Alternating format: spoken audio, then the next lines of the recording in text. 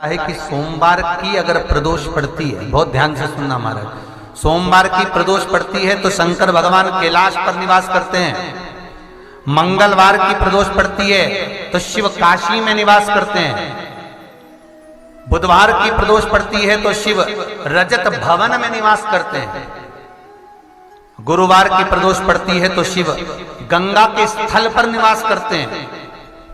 शुक्रवार की अगर प्रदोष पड़ती है तो शिव नीलकंठ पर विराजमान होते हैं।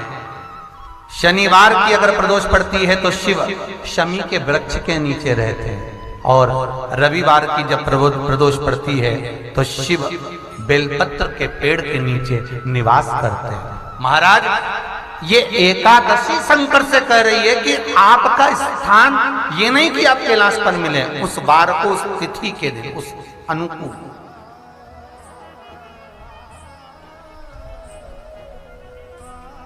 हमारे यहां कहते हैं सोमवार की जो प्रदोष पड़ती है वो इच्छा पूर्ति करती है। मंगलवार की प्रदोष रोग से मुक्ति देती है। बुधवार की प्रदोष कामना की पूर्ति करती है। गुरुवार की प्रदोष शत्रुओं का नाश करती है। शुक्रवार की प्रदोष सुख और शांति देती है। शनिवार की प्रदोष संतान का सुख देती है। और रविवार की प्रदोष जो काम दुनिया में कोई नहीं कर सकता वो अचूक फल की प्राप्ति रविवार की प्रदोष करा देती है। महाराज ऐसी प्रदोषों का नियम वर्णन किया चाहिए। भगवान कहते ठीक है तू थोड़ी देर खड़ी हो। एकादशी सम्मुख खड़ी हुई।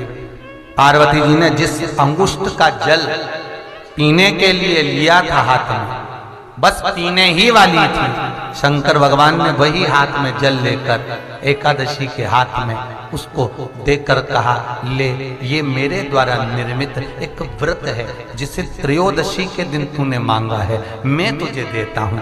आज इस व्रत का फल मैं तुझे प्रदान करता हूं। अब तू जिस जीवात्मा को लेकर जाएगी उसका पाप प्रबल नहीं होगा।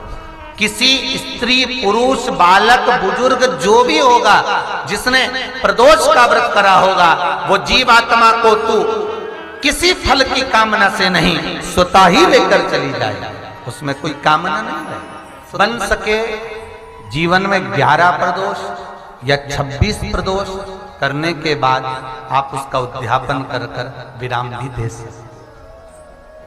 पर जीवन में एक बार प्रदोष का व्रत मौका मिले, जिस कामना से जिस दिन का भाव आपके मन में आए कि मुझे रोग से मुक्ति पाना है तो ये प्रदोष मुझे करना है, मैं रोग मुक्ति के लिए हम मंगल जो भी आपके मन में आ रहा है, संतान प्राप्ति के लिए शनिचरी प्रदोष आप उसका स्मरण करें।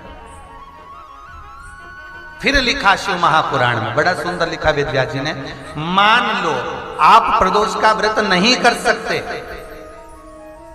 आप अगर व्रत नहीं कर सकते तो प्रदोष के दिन प्रदोष काल में शाम का समय सूर्यास्त का कुछ पल कुछ घड़ी के पहले से लेकर बाद तक का प्रदोष काल के अंतर्गत आप शंकर जी के मंदिर में जाकर 1 लोटा पानी 5 बेलपत्र भी अगर समर्पित करते हैं तो संपूर्ण प्रदोष का फल आपके भाग्य में प्रबल हो जाए।